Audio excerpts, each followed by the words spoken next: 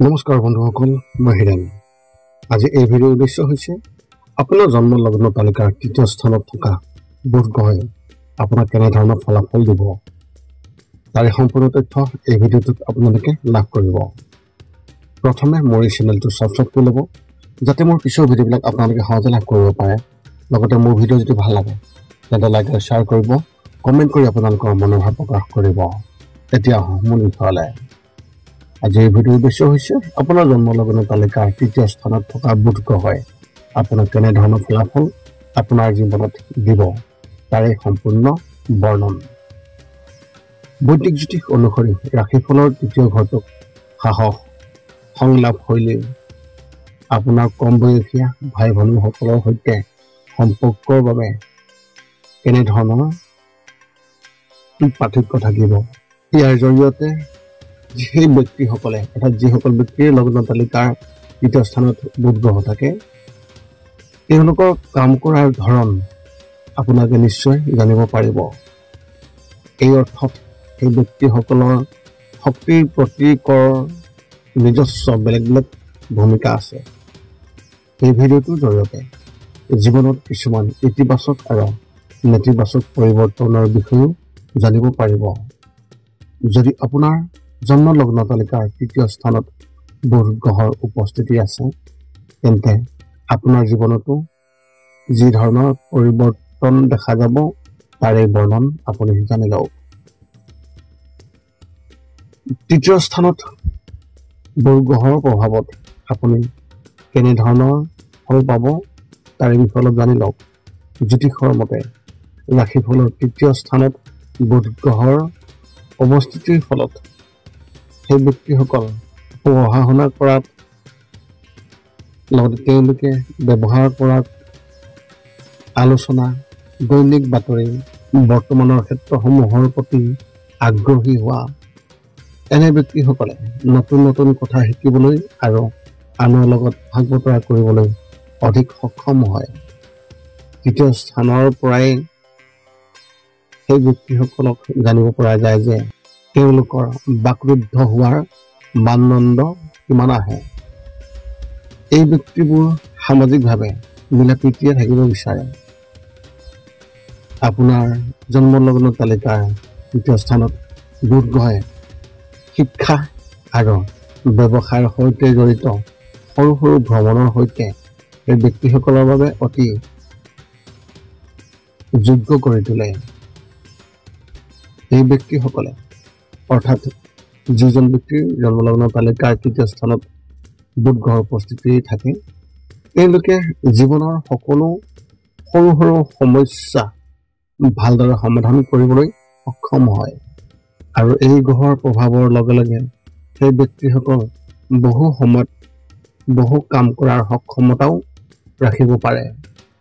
এই ব্যক্তিসকলে এটা সময়ত বহু বিষয়ৰ শিক্ষাও লাভ কৰিব পাৰে।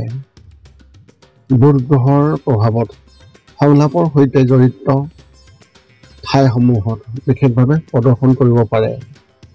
ইয়াৰ লগতে লিখনিৰ যি কাম, সেই কামৰ সৈতেও জড়িত হৈ সৰু সৰু ভ্ৰমণ আৰু অত্যন্ত গভীৰ সংযোগো তেওঁলোকে ৰাখিব পাৰে। সেই ব্যক্তিসকলে নিজৰ মনক আনৰ লগত বিয়পাই দিবলৈ অতি সহজেই সক্ষম হ'ব পাৰে। বুদ্ধিমত্তা আৰু চিন্তাৰ জৰিয়তে লাভ আৰু আনন্দ কলাৰ বিষয়েও বৰ্ণনাতীত। এনে ব্যক্তিসকলে অতি সতৰ্ক আৰু কঠোৰ পৰিশ্ৰম কৰিব পাৰে। সেই ব্যক্তিসকল যিসকলৰ এনে অৱস্থা থাকে, তেওঁলোকে তেওঁলোকৰ সৰু ভাই ভনীৰ সৈতেও অতি গভীৰ সম্পৰ্ক বজাই ৰাখিব পাৰে। এতিয়া আপুনি জানি লওক যে আপোনাৰ জন্মলগ্ন তালিকাৰ তৃতীয় স্থানত বুধ গ্ৰহৰ উপস্থিতিৰ ফলত আপুনি কেনেধৰণৰ অশুভ প্ৰভাৱ পাব, তাৰেই বৰ্ণন। জ্যোতিষৰ গণনাত কোৱা হৈছে যে যদি বুধ গ্ৰহ ৰাশিফলৰ তৃতীয় স্থানত অৱস্থিত থাকে, তেন্তে সেই ব্যক্তিসকলৰ ব্যস্ত ৰুটিনৰ ওপৰত কোনো ধৰণে প্ৰভাৱিত হ'ব নোৱাৰিব পাৰে। যদি আপুনি এটা কাম কৰি আছে আৰু সেই কামটো যদি আপুনি কৰিব নোৱাৰে তেন্তে সেই ব্যক্তিসকলে কাৰোবাৰ লগত এই বিষয়ে কথা পাতি পৰামৰ্শ ল'বলগীয়া হয়। তেওঁলোকে নিজৰ দক্ষ সংলাপ দক্ষতা ব্যৱহাৰ কৰা ব্যক্তিসকলৰ ওচৰত নিজৰ কথাবোৰ প্ৰকাশ কৰিবলৈ চেষ্টা কৰিব লাগে, যাতে তেওঁলোকক সহায় কৰিব পৰা যায়। বুধ গ্ৰহৰ উপস্থিতিৰ ফলত সেই ব্যক্তিসকলক কঠোৰ পৰিশ্ৰমী কৰিবলৈ প্ৰেৰণা দিয়ে। গতিকে এই ব্যক্তিসকলেও অহৰহ কঠোৰ পৰিশ্ৰম আৰু মানসিক চাপৰ সৈতে নিজৰ বাবে সময় উলিয়াবলগীয়া হয়, যাতে তেওঁলোকে ভাগৰুৱা অনুভৱ নকৰে আৰু তেওঁলোকে শাৰীৰিক আৰু মানসিকভাৱে সুস্থ অনুভৱ কৰিব পাৰে। আপুনি অতি কৌতূহলী স্বভাৱ থকাৰ বাবে আপোনাৰ চাকৰি, পৰিয়াল আৰু সামাজিক জীৱনত খোজ ৰাখিবলৈ চেষ্টা কৰিবলগীয়া হ'ব।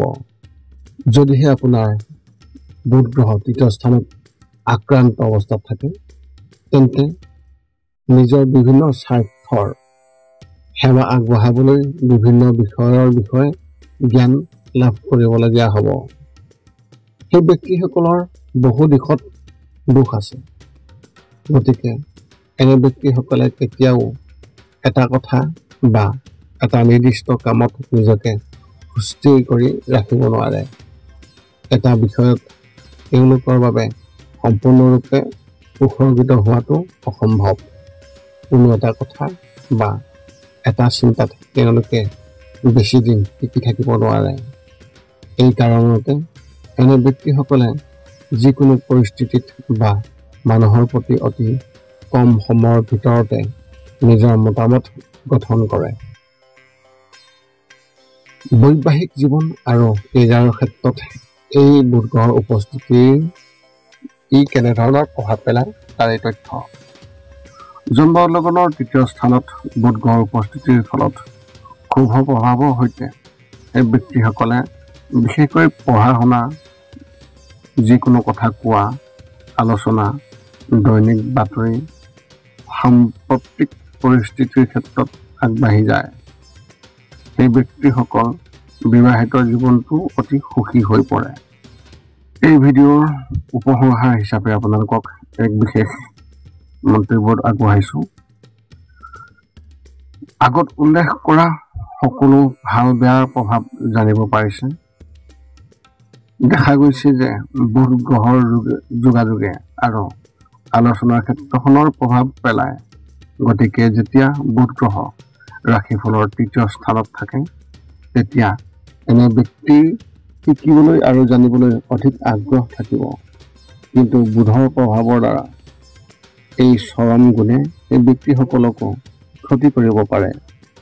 ইয়াৰ লগে লগে এই ব্যক্তিসকলে সংলাপ আৰু যোগাযোগৰ দক্ষতা আয়ত্ত কৰিবলগীয়া হয়।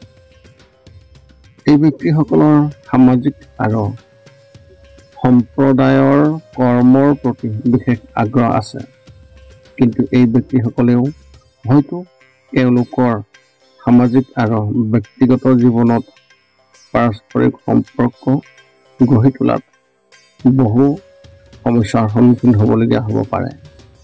নতুন বস্তুটোৰ বিষয়ে জানিবলৈ তেওঁলোকৰ অতি প্ৰবল ইচ্ছাই তেওঁক অবিৰতভাৱে জ্ঞানী হ'বলৈ নিদিয়ে। জ্যোতিষৰ মতে বুধ গ্ৰহটোৱে আমাৰ ৰাশিফলত অৱস্থিত থকা সেই 12টা ঘৰত যি বেলেগ বেলেগ প্ৰভাৱ পেলায়, এই প্ৰভাৱবোৰে আমাৰ জীৱনক প্ৰত্যক্ষ আৰু পৰোক্ষভাৱে প্ৰভাৱিত কৰে। ইয়াৰ উপৰিও বুধ গ্ৰহক নিৰপেক্ষ গ্ৰহ বুলিও কোৱা হয়, কিন্তু আন গ্ৰহৰ পৰা শুভ আৰু অশুভ সংমিশ্ৰণৰ বাবে ইয়াৰ ফলৰ পৰিৱৰ্তনৰ সম্ভাৱনা আছে। এই আছিল এই লগ্ন তালিকা তৃতীয় স্থানত বুধ গ্ৰহৰ উপস্থিতিৰ ফলত আপুনি কেনেধৰণৰ ফলাফল লাভ কৰিব তাৰে সম্পূৰ্ণ বৰ্ণন। যদি আপোনাৰ মনত এতিয়াও জ্যোতিষ সম্বন্ধীয় কিবা প্ৰশ্ন আছে তেন্তে আপুনি আমাক আপোনাৰ প্ৰশ্ন এই ভিডিঅ'ৰ তলত কমেণ্ট কৰি অৱগত কৰক আৰু আমি আপোনালোকৰ প্ৰশ্নৰ উত্তৰ দিবলৈ আমি সকলো সময়তে সাজু আছোঁ। পুনৰ লগ পাম অন্য এটা ভিডিঅ'ত। আজিলৈ ধন্যবাদ।